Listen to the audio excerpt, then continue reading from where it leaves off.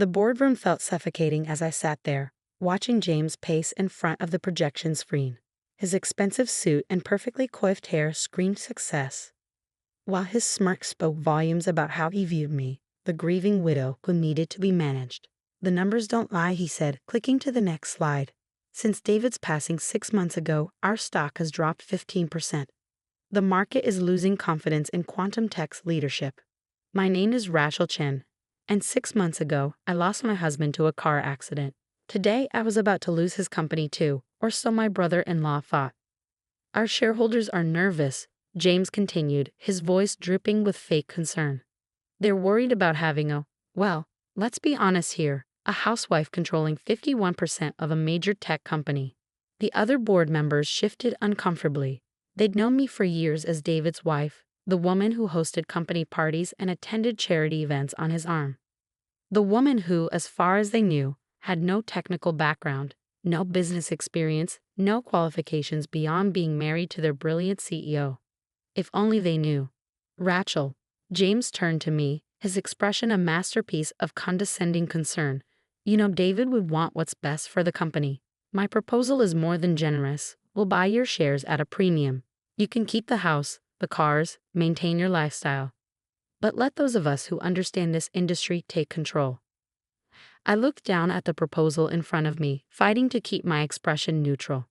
The generous offer would indeed keep me wealthy, but it would give James complete control of quantum tech, the company David and I had built from nothing. "And if I refuse?" I asked quietly. James's smile tightened. "Then I'll be forced to call for a vote of no confidence. The board already supports me. They know you're not qualified to make decisions about quantum computing and AI development." "I see." I closed the folder containing his proposal. "And what about Project Phoenix?" The room went silent.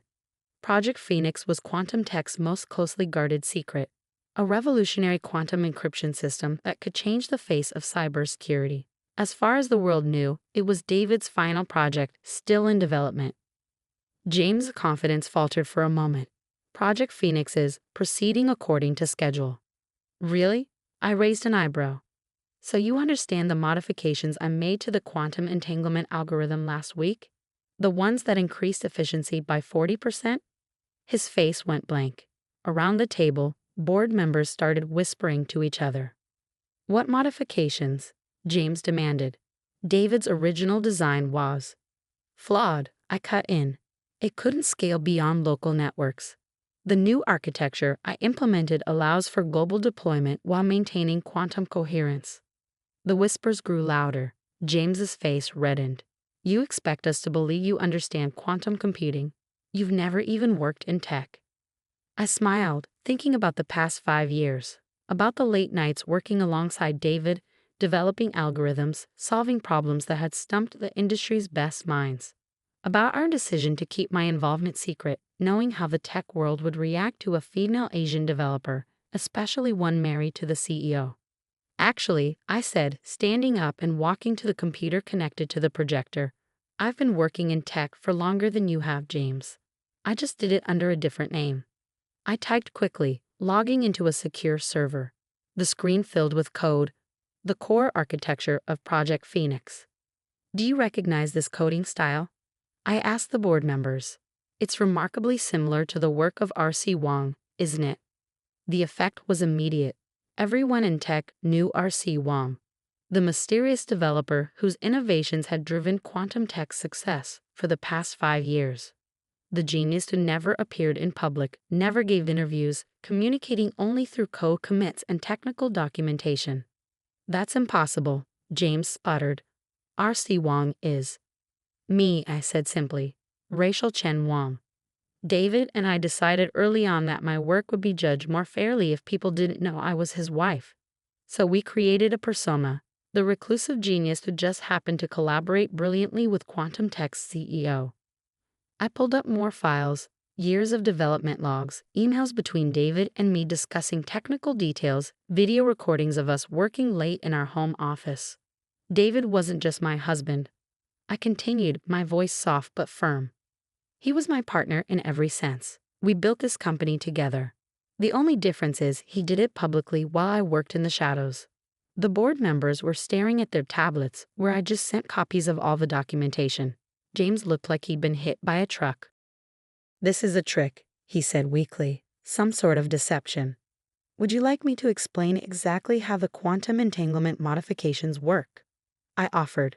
"Or maybe you prefer to discuss the neural network architecture I designed for our AI division, the one you've been taking credit for managing these past 6 months."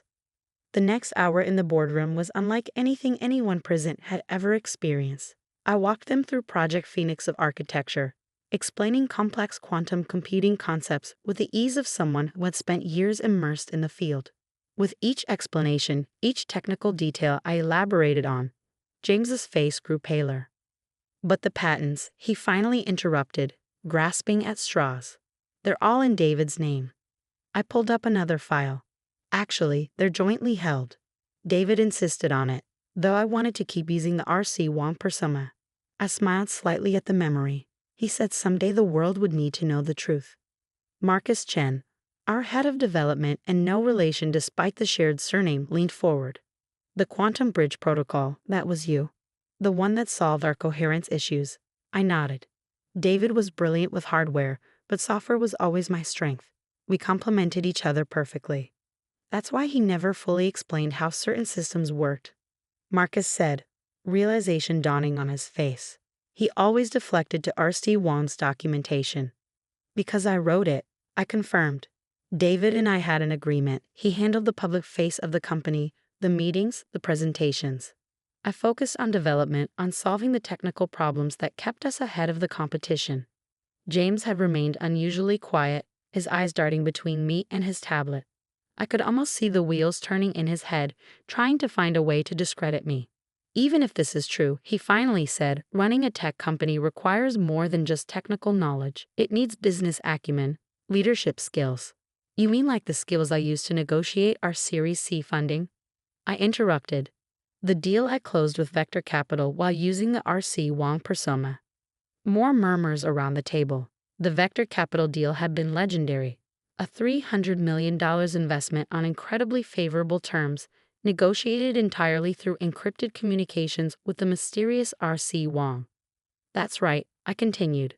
"I handled most of our major deals. The investors actually preferred dealing with R.C. Wong. They said they'd never met someone who understood both the technical and business sides so completely." I clicked to a new slide showing our company's growth over the past 5 years.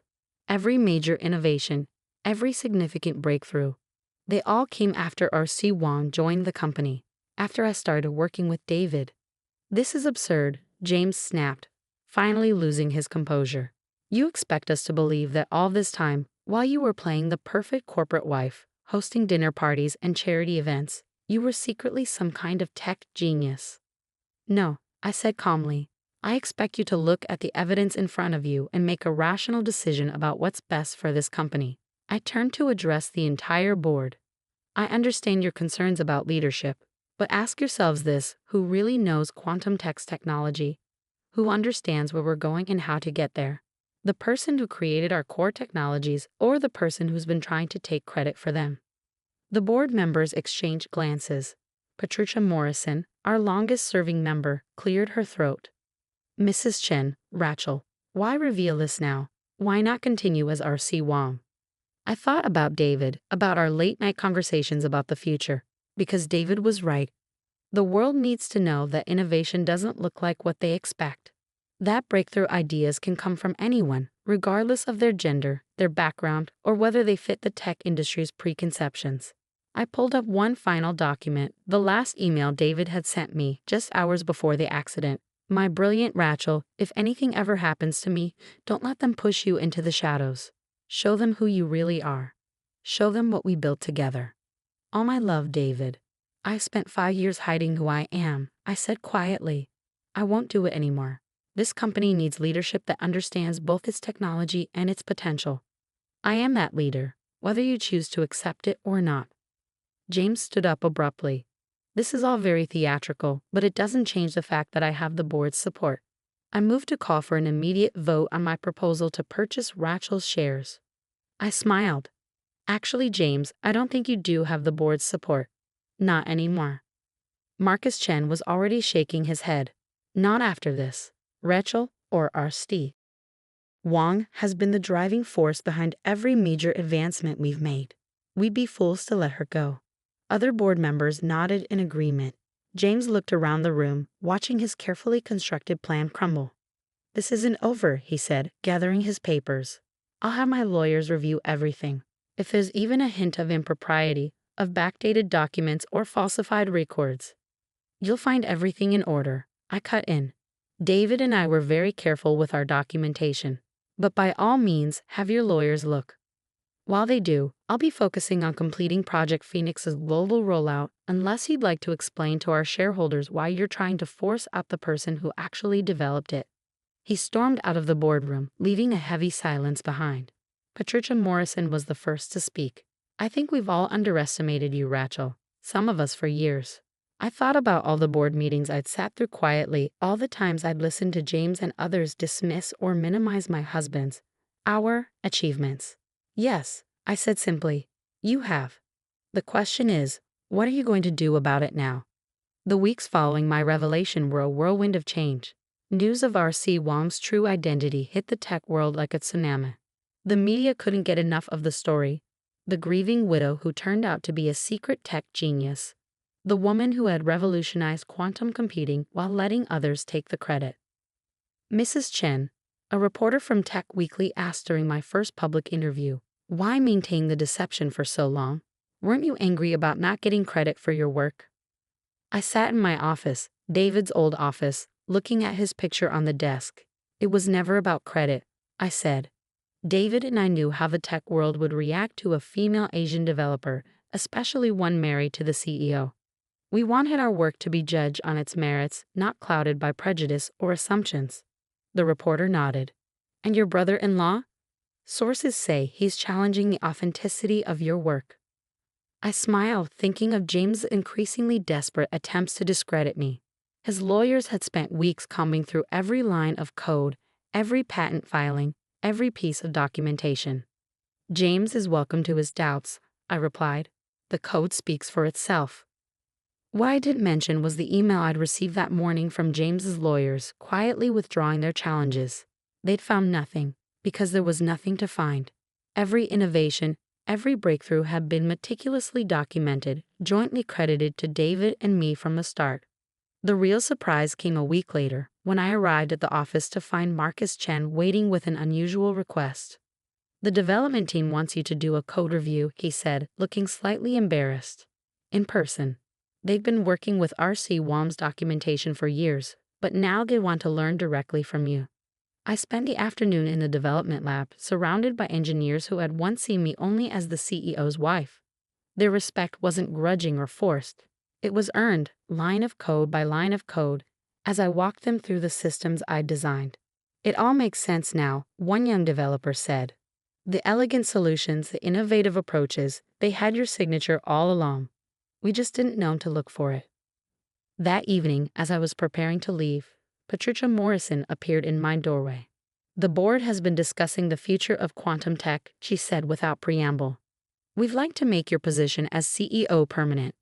I looked up from my computer, where I'd been reviewing the latest Project Phoenix tests, and James has resigned from the board, effective immediately. She smiled slightly. "His last attempt to challenge your work backfired rather spectacularly. Turns out several of his own innovations were actually based on incomplete copies of your prototypes." I wasn't surprised. James had always been better at taking credit than creating something original. "There's something else," Patricia continued. "We've had inquiries from several major tech companies about potential collaborations. It seems R.C. Wang's reputation carries even more weight now that people know the full story."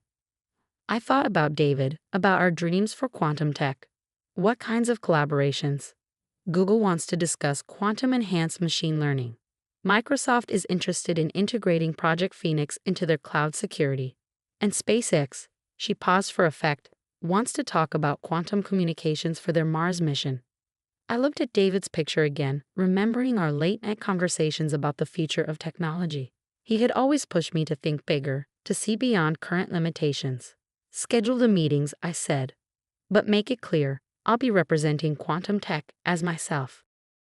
No more shadows, no more hiding. The next month was a blur of meetings, presentations, and negotiations. I spoke at tech conferences, did interviews with major publications, and began mentoring programs for young women in STEM.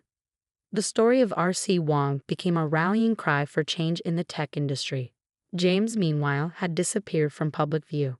The last I heard, he was trying to start his own tech company, but investors were wary. It turned out his reputation for taking credit for others' work had spread. 1 year to the day after my revelation in the boardroom, I stood on stage at the World Technology Summit, preparing to unveil Project Phoenix's global launch. The audience was packed with industry leaders, investors, and media. Quantum computing isn't just about processing power. I began looking out at the sea of faces. It's about seeing possibilities others miss, about having the courage to pursue solutions that seem impossible. I clicked to the first slide, a picture of David and me in our garage where we'd built our first quantum prototype. This is where quantum tech really began, I continued. Not in a fancy lab or corporate office, but in a garage where two people dared to dream big.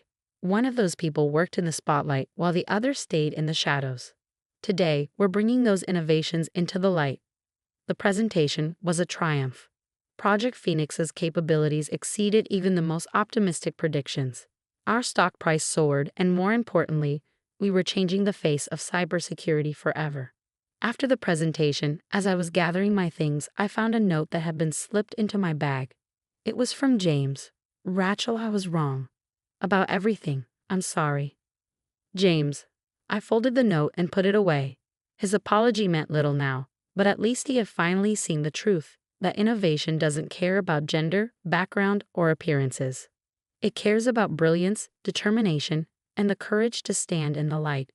That evening, I sat in my home office, surrounded by the computers and equipment where David and I had spent so many happy hours working together. On my screen was the code for our next big project, a quantum AI system that could revolutionize medical research. You were right, David, I whispered to his picture. The world did need to know the truth, and now they do. I began to type, my fingers flying over the keyboard as new ideas flowed. But this time, I wasn't hiding behind a pseudonym or working in the shadows. I was Rachel Chen, CEO of Quantum Tech, writing code that would change the world. And I was finally completely myself.